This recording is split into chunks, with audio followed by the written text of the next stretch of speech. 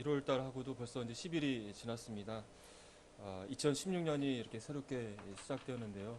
새해가 이제 시작되게 되면 이제 새로운 마음가짐을 세우면서 새해 새로운 계획과 목표들을 이렇게 세우는 것 같습니다. 그래서 과거에 뭐 잘못된 것들을 반성해보고 새롭게 새 출발하는 시기가 1월 달이라고 생각이 되어집니다. 좀 직장에서도 이게 시무식을 통해서 새로운 시작을 알리고 또 새로운 목표를 세우고 새로운 시작을 하게 되는데요. 성도님들도 새해를 맞이하시면서 또 지난 한 해를 또 돌아보시면서 또 올해 또 주님 앞에서 좋은 계획들을 세우셨으리라고 생각이 되어집니다. 이런 새로운 시작을 다짐하게 되면서 생각되어지는 것은 항상 내가 처음 먹었던 그런 처음 마음, 그 초심을 다시 한번 생각해 보게 되는 것 같습니다.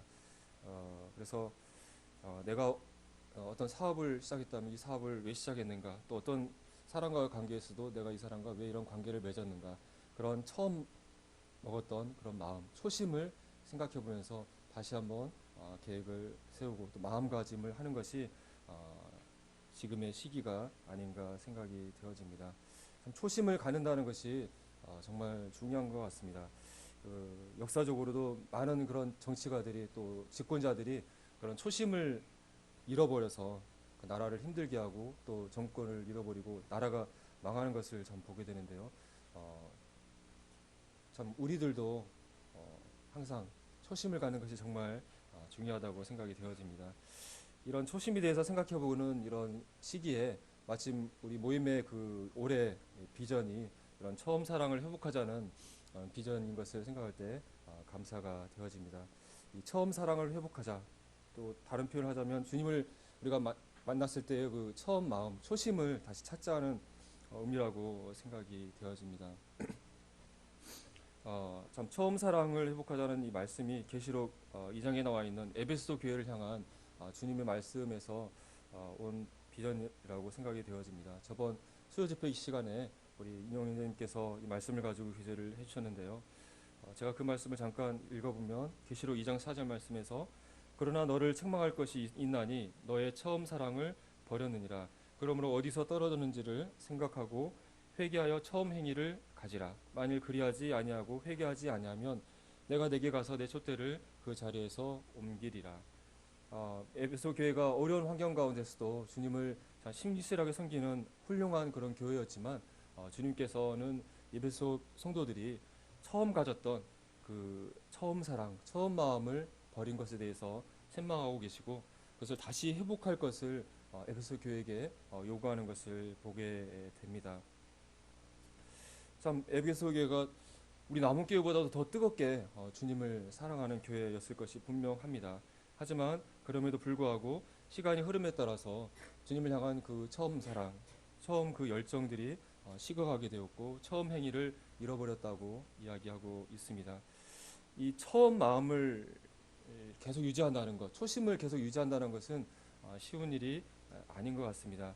시간이 흘러가면서 점점 처음 모습들을 잃어버린 것이 우리 인간의 자연스러운 인지상정이 아닌가 하는 생각을 해보게 됩니다.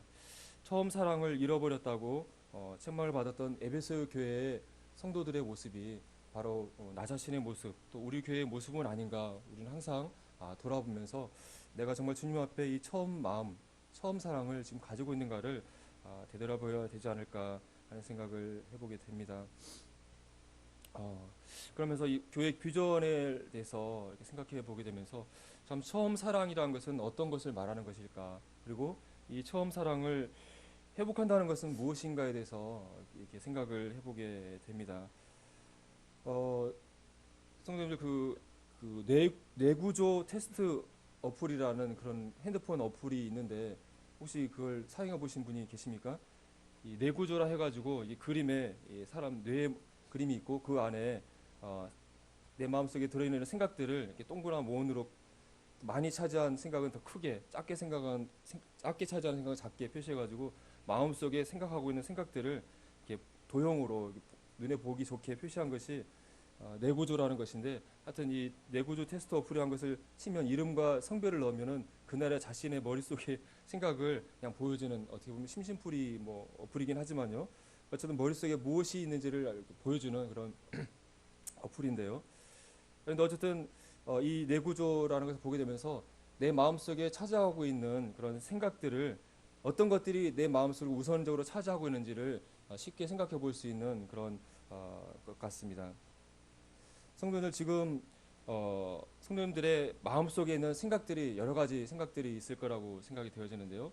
만약 그 종이를 꺼내서 이 뇌를 딱 그려놓고 거기에 동그라미를 그려가면서 내 마음속에 가장 크게 차지하고 있는 생각을 가장 크게 그리고 두 번째 생각은 작은 동그라미 그리고 이렇게 해서 뇌를 가득 채워서 순위대로 이 그림을 그리고 거기에 생각들을 적는다면 마음속에 어떤 생각들이 자리 잡고 있다고 이렇게 그릴 수 있을 것 같습니까?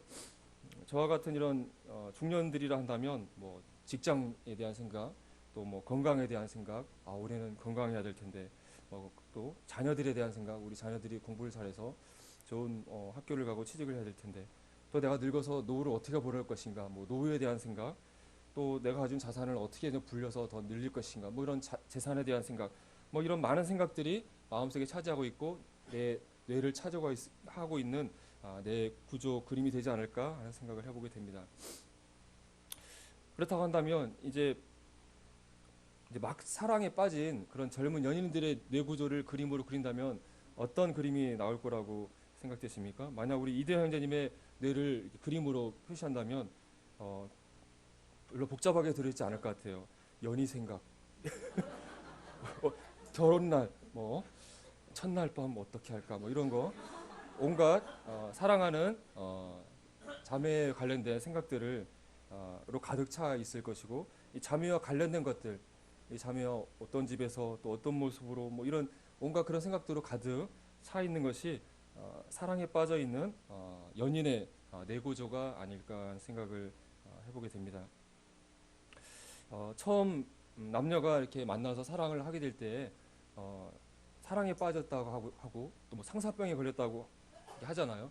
그랬을 때 이 사랑에 빠져 있는 그 사람의 그 뇌 속을 그림으로 뇌구조로 표시한다 한다면 온갖 오직 그 사랑하는 그 사람이 그 머릿속에 가득 차 있는 것이 사랑에 빠져 있는 사람의 머릿속의 모양이 아닐까 하는 생각이 듭니다.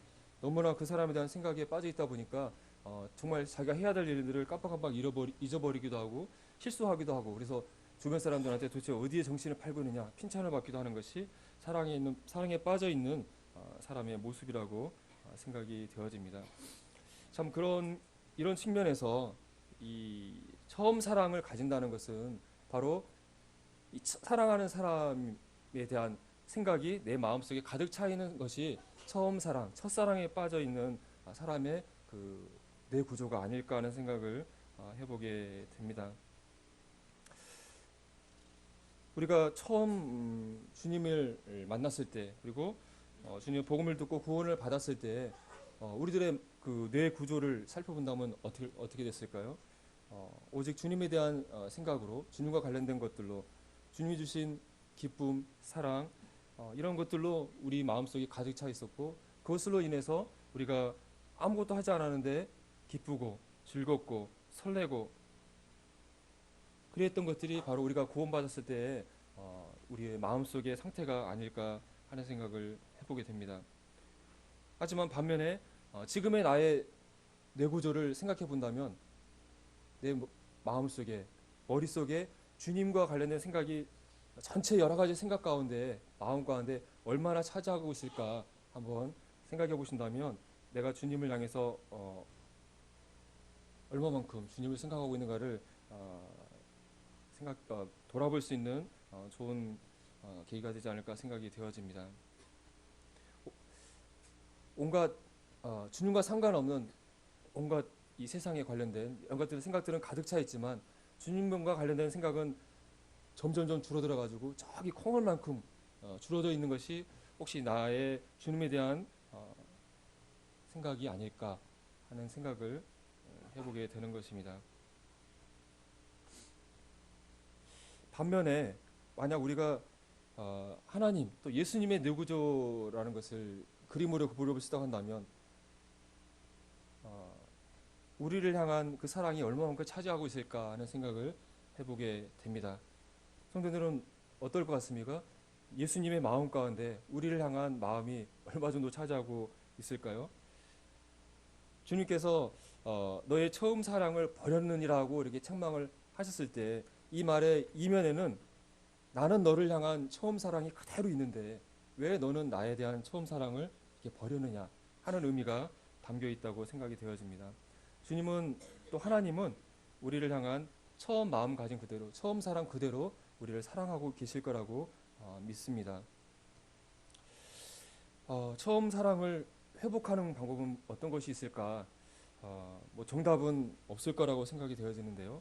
우리가 부부가 처음 연인 관계를 맺으면서 사랑에 빠져서 결혼을 하다가 보면 또 시간이 흐르다 보면 여러 가지 일들을 통해서 또 서로에 대한 마음이 식게 되고 또 권태기에 빠지게 되고 심지어는 서로 여러 가지 갈등으로 인해서 다투기도 하고 정말 최악의 상황으로 가는 경우는 서로가 갈라서서 부부의 연을 끊는 일들이 많이 우리 주변에서 많이 일어나고 있는 것을 보게 됩니다.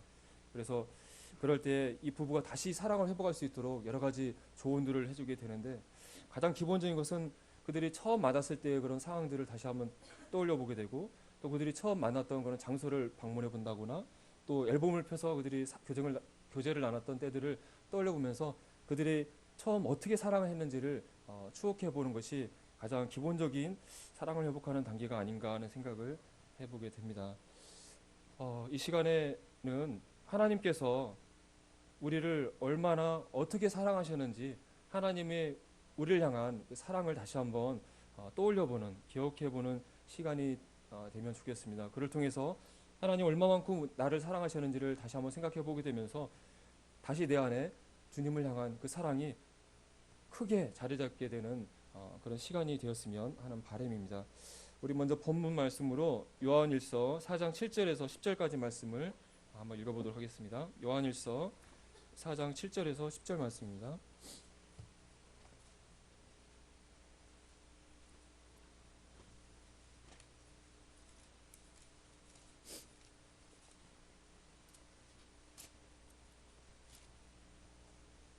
신약성경 392쪽이 될 것 같습니다.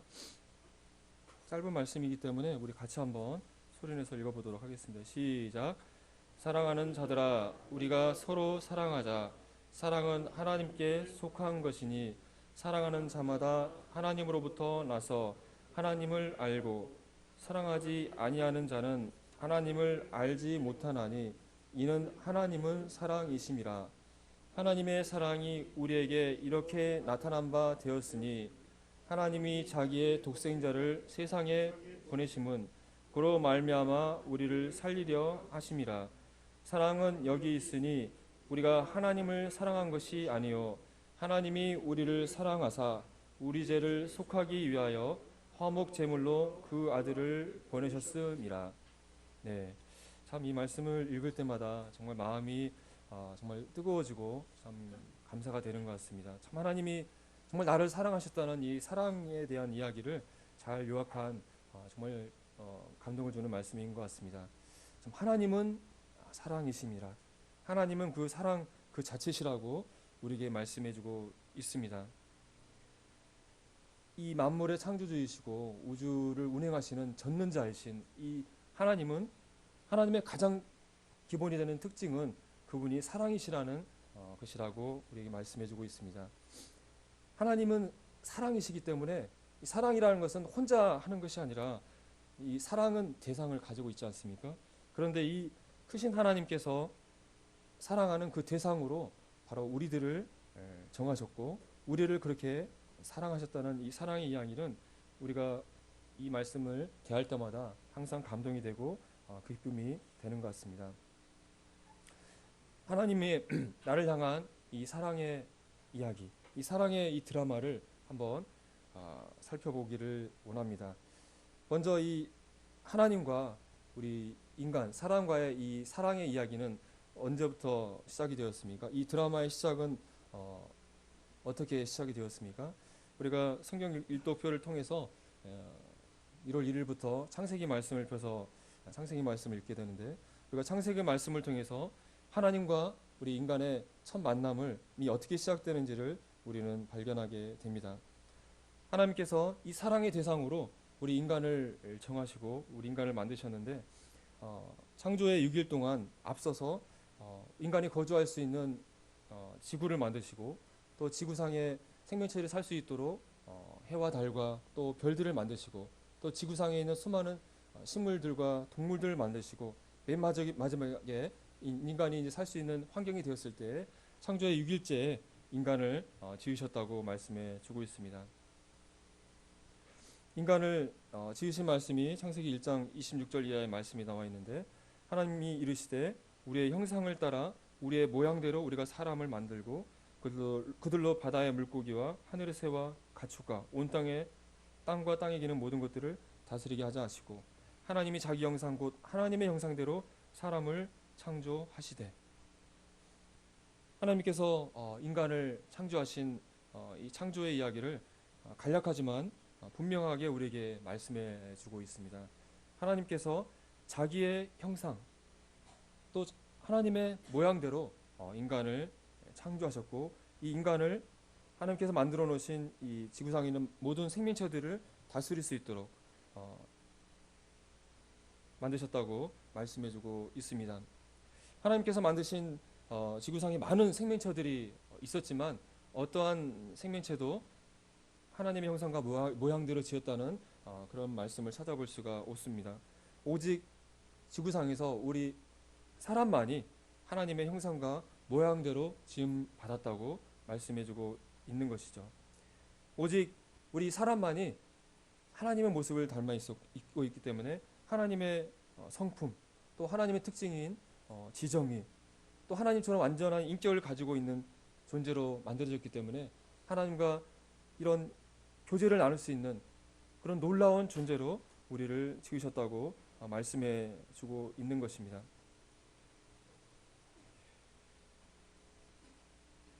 우리가 매일 보고 있는 이 해와 달과 또 우리가 살고 있는 이 아름다운 이 지구도 이 자체가 하나님의 영광 창조의 능력을 나타내고 있지만 근본적으로 이러한 모든 것들이 만들어진 그 목적은 바로 하나님과 교제를 나눈 이 사랑의 존재인 이 인간이 행복하게 살 수 있도록 하나님께서 인간을 위해서 해를 만들고 달을 만들고 또 지구에 있는 모든 식물들과 생물들을 바로 인간에게 선물로서 축복으로서 우리에게 만들어 주셨다고 하는 사실입니다. 이 인간을 만드시고 이 만물의 주인으로서 하나님을 대신해서 지상에 있는 모든 생명체들을 다스릴 하나님의 지상의 대리자로서 또 이 땅의 왕으로서 정말 놀라운 특권을 첫사람 아담과 하와에게 부여하셨고 하나님 이 인간이 이 땅에서 정말 이 모든 것들 하나님이 주신 것들을 누리면서 행복하게 살고 그러면서 자신을 창조한 하나님과 교제를 나누면서 이 하나님을 예배하면서 살아갈 수 있도록 인간을 만드셨다고 말씀해주고 있습니다. 이 인간의 이 축복을 다윗이 시로 노래를 했는데요. 시편 8편을 보시게 되면 8편 3절에 주의 손가락으로 만드신 주의 하늘과 주께서 베풀어 두신 달과 별들을 내가 보오니 사람이 무엇이기에 주께서 그를 생각하시며 인자가 무엇이기에 주께서 그를 돌보시나이까. 그를 하나님보다 조금 못하게 하시고 영광과 존귀로 관을 씌우셨나이다. 주의 손으로 만드신 것들을 다스리게 하시고 만물을 그의 발 아래 주셨으니. 참 다윗이 하나님께서 인간에게 베푸신 이 놀라운 축복과 이 특권들을 생각해 볼 때 사람이 무엇이기에 하나님 창조자 하나님께서 인간을 생각하시며 또 인자가 무엇이간데 하나님께서 인간을 돌보십니까? 라고 고백하고 있습니다. 도대체 사람이 무엇이기에 또 인간이 무엇이기에 하나님께서 이런 엄청난 축복과 특권을 주시고 또 이 창조주 하나님과 교제를 나눌 수 있는 그런 놀라운 존재를 만드셨는가? 그것을 생각할 때 너무나 놀랍고 하나님께 감사가 드린다고 고백하고 있는 것입니다.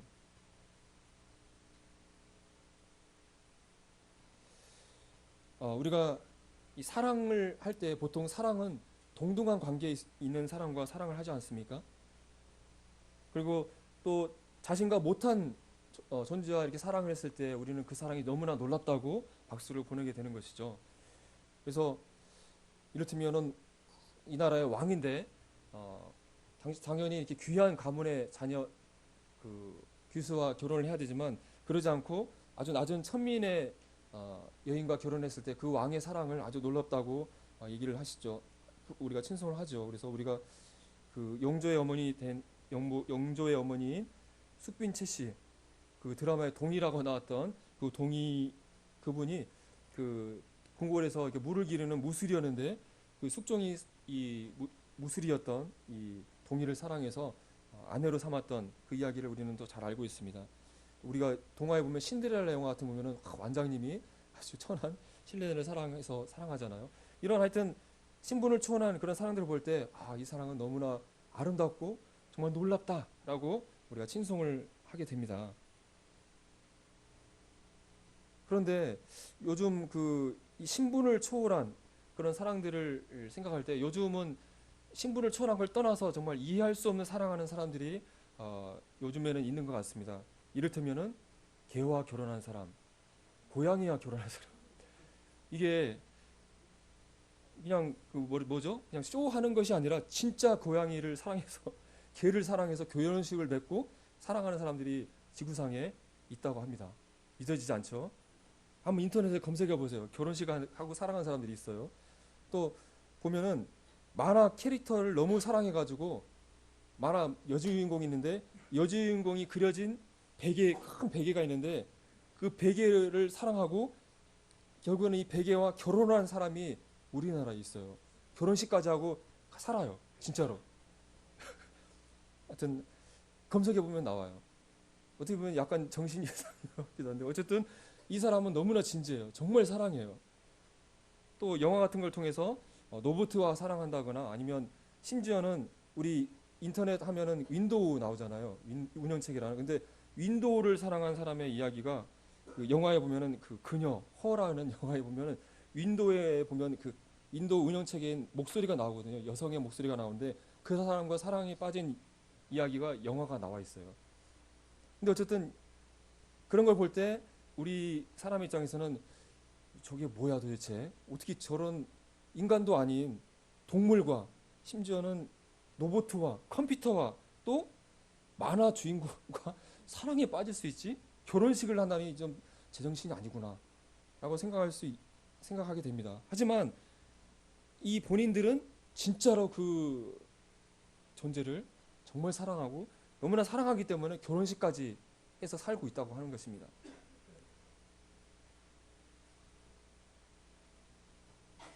그런데 하나님께서 우리 인간을 사랑하셨다는 것을 우리는 당연한 것처럼 당연히 우리 인간을 사랑한 게 사랑할 만하시지라고 생각할 수 있겠지만 하지만 우리가 고개를 갸우뚱하게 만드는 개와 결혼한 사람, 만화 주인공과 결혼한 사람 정말 말도 안 되는 것 같이 보이는 그 사랑이 바로 하나님과 우리 인간의 사랑이 아닌가 하는 생각을 해보게 되는 것입니다. 우리 인간의 근본을 쫓아가게 되면 우리의 조상을 쫓아가게 되면 아담과 하와로 가게 되고 이 아담의 근본을 쫓아가게 되면 아담은 어디에서 나왔습니까? 바로 우리가 밟고 다니는 흙에서 이 인간이 아담이 지어졌다고 하는 것입니다. 땅의 흙으로 사람을 지으셨다고 말씀하고 있다고 하는 것입니다. 우리가 정말 뭔가 된 것처럼 보이고 또 교만한 사람들은 자신이 내가 하나님이다라고 얘기하고 있고 하나님을 부인하고 이 세상 왕처럼 우리 인간들이 살아가고 있지만 정말 우리 인간의 뿌리, 근본은 정말 아무런 가치가 없는 흙에 지나지 않았다는 것을 우리는 창세기 말씀을 통해서 보게 되는 것입니다. 그러함에도 불구하고 이 흙에 불과한 이 피조물을 하나님께서 빚으셔서 거기에 생기를 불어넣으시고 자신이 지은 이 인간을 하나님께서 그토록 사랑하셨다고 하는 것은 정말 이해할 수 없는 흔히 말하는 정말 이해할 수 없는 미친 사랑이라고 하는 것입니다. 하나님이 우리를 사랑하신 것은 정말 측량할 수 없는 이해할 수 없는 그러한 사랑이라고 하는 것입니다. 하나님은 그런 마음을 품고 우리 인간을 지으시고 사랑하셨다고 하는 것입니다. 우리가 창세기를 열어서 하나님께서 우리 인간을 지으시고 인간을 교제를 나누시고 우리를 사랑할 존재로 만드셨다는 사실을 그것만 놓고 생각한다 할지라도 정말 우리는 하나님을 정말 사랑할 수밖에 없는, 정말 내가 정말 하나님을 마땅히 사랑해야 되는구나 하는 결론을 내리게 되는 것입니다. 하나님께서 아담과 하와가 만약 지금 범죄하지 않았다면 우리는 지금 어떤 모습으로 살고 있을까요? 그런 생각들을 성도님들 혹시 해보지 않으셨는지 모르겠습니다. 아담과 하와가 범죄하지 않았다면 지금도 우리도 여전히 이 지구상은, 지구 자체가 첫 창조의 때의 모습처럼 지금과 같은 이런 자연 재해들도 없이 정말 완전히 천국 같은, 사람이 살기에 제일 좋은 환경 가운데서 어떠한 재해나 고통도 없이, 질병도 없이, 범죄함도 없이 정말 행복한 가운데 살고 있겠죠. 아담과 하와처럼 벌거벗고 있었을지도 모르겠습니다. 또 동상 가운데 거니시는 하나님을 바라보면서 하나님과 얘기를 나누면서 교제 나누는 그런 축복을 누리면서 지금껏 살고 있었을지 모르겠습니다. 아담과 하와 할아버지가 선악과를 따먹지 않았다면 정말 우리가 지금 이 지구상을 살면서 느끼는 여러 가지 어려움들과 고통과 슬픔들을 느끼지 않고 행복하게 살고 있었을 텐데, 안타깝게도 이 아담과 하와가 이 하나님께서 만들어주신 이 놀라운 이 축복의 관계를 깨뜨려 버리는 사건이 일어나게 되는 것이죠. 하나님과 인간의 이 사랑 이야기의 최초의 위기, 난관이 닥치는 것을 우리는 창세기를 통해서 보게 됩니다. 인간의 하나님을 향한 배신의 이야기가 창세기에 연이어 기록되어져 있는 것이죠. 하나님께서 피조물인 인간을 향해서 유일하게 금하셨던 선악과를 인간은 따먹게 되면서 하나님을 배신하게 되고 하나님과 이 사랑의 관계를 인간 스스로가 깨뜨리게 되는 것입니다. 선악과를 따먹게 되면서 하나님의 이 주인 되심을 거절하게 되고 인간 스스로가 주인이 되어져서 하나님 뜻과 상관없이 자기 마음대로 살겠다고 하나님과 이 단절을 인간이 선언하게 되는 것이죠. 그렇게 됨으로써 이 에덴 동산에서 쫓겨나게 되고 이 땅은, 이 지구는 저주를 받게 되고 남자는 죽도록 땀을 흘리면서 고생해야 되는 노동의 고통을, 또 여인은 희사하는 고통을 누리는 하나님의 이 심판과 형벌을 받게 되는 것입니다. 또한 궁극적인 육체의 죽음과 또 영혼의 죽음, 이 지옥의 심판을 어쩔 수 없이 인간이 받게 되는 상황 가운데 처하게 되는 것입니다. 그런데요, 이 아담과 하와가 이 선악과를 따먹는 이 선악과 범죄의 사건을 생각하게 되면서 만약 이때에 하나님이 인간에 대한 사랑을 가지고 있지 않았다고 한다면, 하나님의 인간을 향한 처음 사랑을 만약 버리셨다고 한다면 어떤 결과가 왔을까 하는 생각을 해보게 됩니다. 인간의 범죄 이전에 하늘나라에 천사들의 범죄가 일어났던 것을 우리는 알고 있습니다.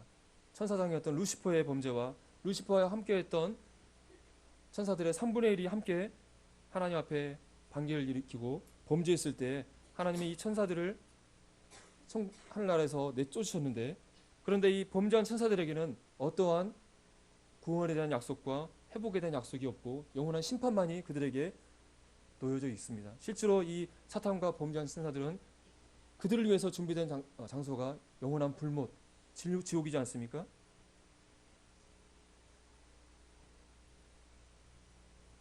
인간이 범죄함으로 하나님을 버리고 하나님과의 이 관계를 깨뜨려 버렸을 때 하나님께서 이 범죄한 천사들을 대하듯이 인간을 포기하시고 사랑을 버리셨다면 우리 인간들에게 영원한 구원의 소망도 없이, 회복의 소망도 없이, 우리 인간에게 사탄이나 이 범죄한 천사들과 마찬가지로 영원한 지옥만이 우리 앞에 놓여 있다고 생각한다면 얼마나 아찔한 일인지 모르겠습니다.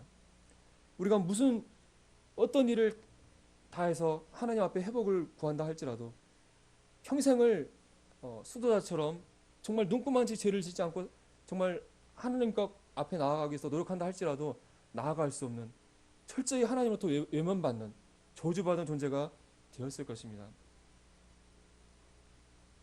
이건 상상인데요, 하나님께서 자신을 버린 이 괘씸한 인간들을 정말 처벌하기 위해서 인간을 이 지상의 왕으로 지었는데, 인간들 괘씸하다고 해가지고 인간들을 왕의 자리에서 내어버리고 원숭이들을 왕이 되게 해가지고 혹성당철의 영화에 나온 것처럼 원숭이들이 인간을 막 다스리는 그런 시대가, 그런 지구가 됐을지도 모르겠습니다. 혹은 이 범죄한 인간들을 생각하면서 아예 인간이란 존재들을 멸절시켜버렸을지도 모르겠습니다. 하지만 하나님은 인간을 향한 그 처음 사랑, 그것을 버리지 않고 여전히 인간을 사랑하셨다고 하는 것입니다. 인간이 범죄했음에도, 인간이 하나님을 버렸음에도, 인간이 더 이상 하나님을 사랑하지 않겠다고 선언했음에도 불구하고 하나님께서는 인간을 향한 사랑을 버리시지 않으셨다고 하는 것입니다.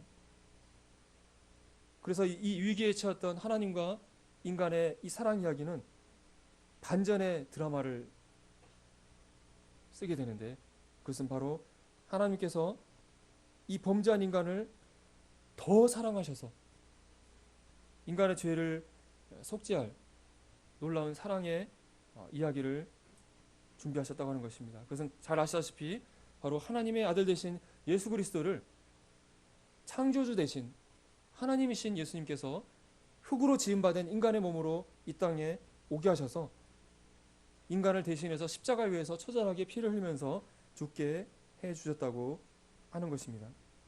그럼으로써 하나님께서 우리 인간을 향한 자신의 사랑을 확증하셨다고 우리에게 말씀해주고 있습니다. 로마서 5장 8절에서 우리가 아직 죄인 되었을 때 그리스도께서 우리를 위하여 죽으심으로 하나님께서 우리에 대한 자기의 사랑을 확증하셨느니라.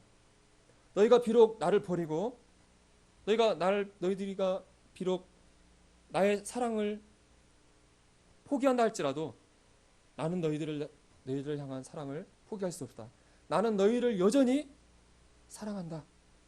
바로 그것을 사랑하는 아들을 우리를 위해서 대신 십자가에 죽게 하심으로 우리에게 확증해 주셨다고 하는 것입니다.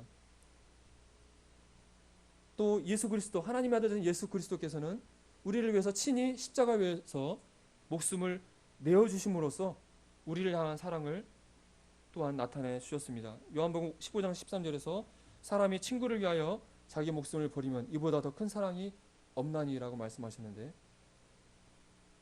자기 목숨을 버리는 것보다 더 큰 사랑을 보여주는 것이 이 세상에 어디에 있겠습니까? 바로 예수 그리스도께서 우리를 향한 사랑을 이렇게 친히 보여주셨다고 하는 것입니다. 이 예수 그리스도의 십자가의 구속을 통해서 우리 사람은 더욱더 하나님으로부터 놀라운 축복, 더 놀라운 하나님과의 관계를 회복하게 되었던 것이죠. 첫사람 아담은 비록 그가 놀라운 하나님의 축복을 받은 정말 놀라운 위치에 있는 존재였지만 여전히 창조주 하나님과 피조물이라는 관계 가운데 있었고, 또 이 아담이 누리는 축복은 이 지상에서 누리는 이 지상의 축복에 국한된 것이었습니다. 하지만 이것 자체도 놀라운 것이었죠. 하지만 이제 인간이 범죄한 이후에, 그 이후에 예수 그리스도가 이 땅에서 인간을 위해서 십자가에서 대신 죽어주심으로 우리를 위해서 이 구원의 사역을 완성해 주셨을 때, 그리고 예수 그리스도를 믿고 구원받았을 때, 그때 구원받은 하나님의 자녀들은 어떤 신분을 얻게 됩니까? 창조주와 피조물의 신분을 뛰어넘어서 창조주 하나님의 자녀라는 신분을 얻게 된다고 하는 것입니다. 바로 하나님의 아들인 예수 그리스도 안에서 예수 그리스도와 함께 하나님의 자녀의 신분을 동등하게 얻게 된다고 하는 것입니다. 그리고 첫사람 아담은 이 지상의 축복을 누리는 것으로 끝났다고 한다면 구원받은 하나님의 이 자녀들 그리스도인들은 바로 하나님이 거하시는 하늘나라 그 자체를 예수 그리스도와 함께 동일하게 기업으로 누리게 된다고 말씀해주고 있습니다. 또한 우리가 현재 아담의 이 몸, 육체의 몸을 입고 있지만 장래 예수 그리스도께서 이 땅에 오시게 될 때 우리는 변화된 예수 그리스도의 부활의 몸을 입게 될 것인데 바로 하늘에 속한 몸, 신령한 몸, 예수 그리스도와 동일한 변화된 몸을 얻게 된다고 말씀해주고 있습니다. 하나님과 인간의 이 사랑의 이야기가 인간의 범죄로 인해서 위기 가운데 처했지만 이 위기를 하나님께서는 놀랍게 반전을 시키셔서 처음 인간에게 주신 축복보다 더 놀라운 축복을, 처음 인간과 맺은 관계보다 더 놀라운 관계를 우리 인간에게 허락해 주셨다고 하는 것입니다. 얼마나 놀라운 일인지 모릅니다. 지금 예수 그리스도께서는 어떤 일을 하고 계십니까? 예수님께서 이제 십자가 사역을 마치시고 이제 이 땅을 떠나시면서 제자들에게 이렇게 얘기하셨죠. 요한복음 14장 2절에 내 아버지 집에 거할 곳이 많도다. 그렇지 아니하면 너에게 일렀으리라. 내가 너희를 위하여 거처를 예비하러 가노니. 예수님께서 이제 이 세상을 떠날 시간이 가까우면서 제자들에게 말씀하시면서 내가 너희를 위해서 거처, 초소를 예비하러 간다. 그리고 이 초소가 예비되면 너희들을 다시 데리러 올 것이라고 말씀해주고 있습니다. 예수님과 또 하나님, 또 우리 인간과의 이 사랑 이야기가 예수님의 십자가의 사건으로, 예수님의 십자가의 구속으로 다 끝났습니까? 아니면 아직 미완성입니까? 이 하나님과 예수님과 이 교회의 이 사랑 이야기는 예수님께서 십자가에서 다 이루어주신 것으로 끝난 것이 아니라, 그것으로 이 드라마의 끝이 아니라 마지막의 끝은 이 예수 그리스도와 예수 그리스도의 신부된 교회의 혼인잔치, 그리고 혼인잔치를 치른 다음에 영혼의 시간 동안 하나님과 예수 그리스도와 또 이 성도들이 하나님의 집에서, 하늘나라에서 영원히 행복하게 사는 것으로 하나님의 이 사랑 이야기는 마치게 된다고 우리에게 말씀해주고 있습니다. 이제 곧 예수님께서 이 지구에 오시게 될 것입니다. 그때 휴거의 사건이 일어나게 되면서 지상에 있는 예수 그리스도에게 속한 그리스도인들이, 예수 그리스도의 신부들이 휴거되게 될 것이고, 공중에서 예수 그리스도와 혼인잔치를 하게 될 것이라고 말씀은 우리에게 말씀해주고 있습니다. 예수님과 예수님의 신부된 교회의 이 사랑 이야기는 이제 정점을 향해서 가고 있는데, 바로 그것은 그리스도와 교회의 혼인식이 앞에 놓여져 있다고 하는 것입니다. 사랑하는 연인들이 연애를 하면서 막 교제를 하는데, 이 교제를 통해서 정말 이 교제의 끝은 바로 결혼인 것이죠. 결혼을 통해서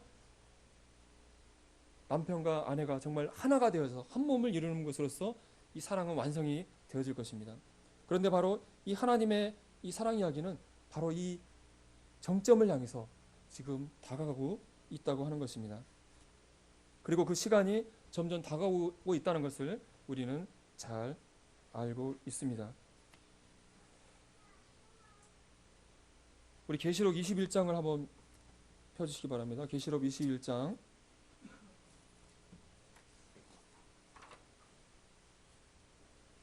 21장 1절에서 10절까지의 말씀을 같이 한번 교독해 보도록 하겠습니다. 신약성경 420쪽이 되겠습니다. 네, 같이 한번 교독해 보도록 하겠습니다. 또 내가 새 하늘과 새 땅을 보니 처음 하늘과 처음 땅이 없어졌고 바다도 다시 있지 않더라.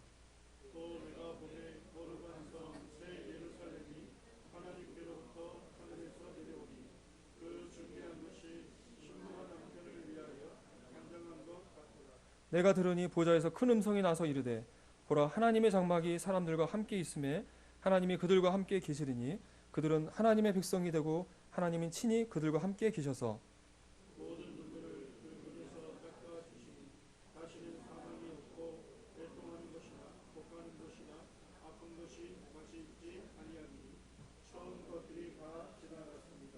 보좌에 앉으시니가 이르시되 보라 내가 만물을 새롭게 하노라 하시고 또 이르시되 이 말은 신실하고 참되니 기록하라 하시고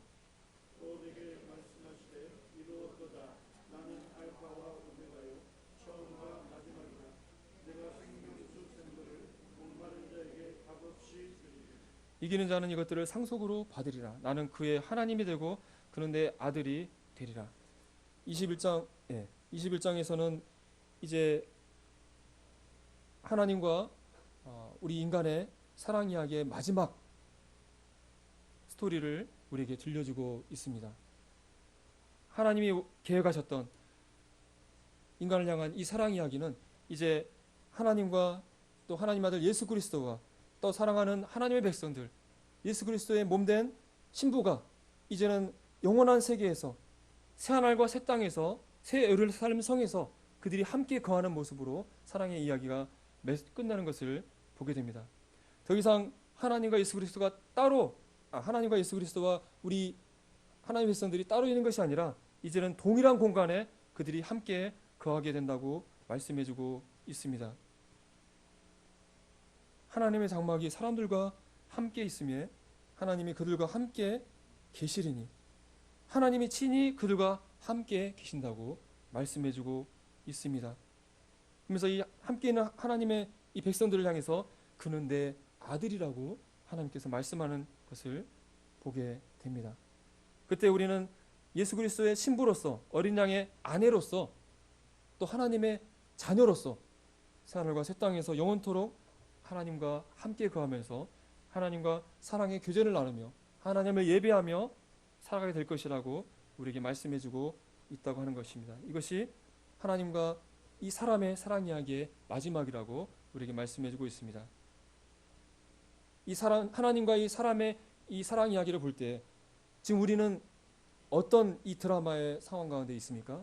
바로 예수 그리스도와 예수 그리스도의 신부된 교회의 결혼식을 코앞에 앞둔 상황 가운데 있다는 것을 우리는 알게 됩니다. 성도님들, 제가 앞에도 말씀드렸지만 예수 그리스도의 마음 가운데 또 하나님의 마음을 내 구조를 그림으로 그려본다면 예수님의 마음속에 무엇이 자리 잡고 있겠습니까? 앞에서 결혼을 앞둔 우리 대한 형제의 마음 가운데 마음을 차지하고 있는 것이 앞으로 이제 신부가 될 하나가 될 사랑하는 자매가 그 마음 가운데 가득 채워져 있지 않겠습니까? 그와 같이 예수 그리스도 마음 가운데도 이제 곧 결혼을 하게 될 하나게 될 사랑하는 신부, 사랑하는 우리 성도님들이 그 마음 가운데 가득 채워져 있을 것이라고 믿습니다. 비록 우리들의 마음은 하나님을 향한 예수 그리스도를 향한 그 사랑이 식어갈지 모르지만 우리 주님의 마음은 우리를 향한 그 사랑이 점점 뜨겁게 불타올 것이라고 생각되어집니다. 우리 스바냐서 3장 17절 말씀을 한번 읽고 말씀을 정리해 보도록 하겠습니다. 스바냐서 3장 17절.